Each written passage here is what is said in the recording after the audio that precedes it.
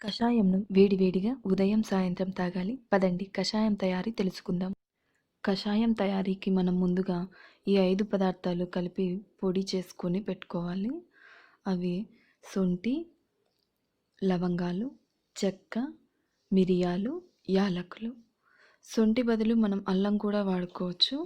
కాకపోతే శొంఠి తీసుకుంటే ఒకసారి పొడి చేసి పెట్టుకున్న మిశ్రమాన్ని మనం కంటిన్యూస్‌గా అది అయిపోయే వరకు కూడా వాడుకోవచ్చు. అదే అల్లం అయితే ప్రతిరోజు దంచుకోవాల్సి ఉంటుంది కాబట్టి శొంఠి ప్రిఫర్ చేయడం బెటర్. మరి మిరియాల కంటే లవంగాలు తక్కువగా ఉండేటట్టు చూసుకోవాలి. యాలకులు ఫ్లేవర్ కోసం వాడతాం. స్టవ్ వెలిగించి గిన్నె పెట్టిన తర్వాత 1 గ్లాస్ నీరు తీసుకుంటాం. ఇది ఒకరి కోసం తయారు చేసేటువంటి కషాయం. సో 1 గ్లాస్ సరిపోతుంది. అదే మీరు మెంబర్ ఇంక్రీజ్ అయ్యే కొద్దీ ఒక్కొక్కరికి 1 గ్లాస్ యాడ్ చేసుకోవచ్చు. మరి పిల్లలకు కూడా ఇది హాఫ్ గ్లాస్ కషాయం ఇవ్వచ్చు. మరి మనం ముందుగా తయారు చేసి పెట్టుకున్న పొడిని ఒక టైట్ కంటైనర్లో వేసుకొని పెట్టుకోవాలి. అది 1 గ్లాస్ వాటర్కి 1 స్పూన్ సరిపోతుంది. తర్వాత బిర్యానీ ఆకు, సుమారుగా ఒక 10 తులసాకులు ఈ కషాయంకి యాడ్ చేసుకోవాలి.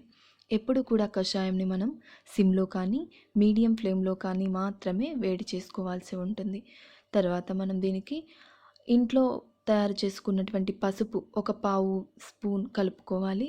తర్వాత ఈ మిశ్రమాన్నంతా కూడా నీట్గా కలిసే విధంగా స్పూన్తో తిప్పుకుంటూ ఉండాలి.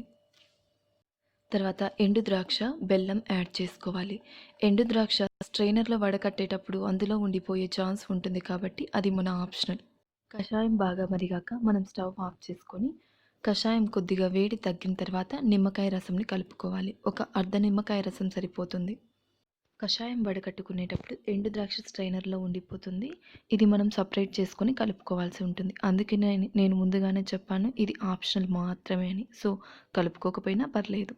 ఫైనల్గా కషాయం తయారైపోయింది. కషాయం ఎప్పుడూ కూడా గోరువెచ్చగా తాగాలి.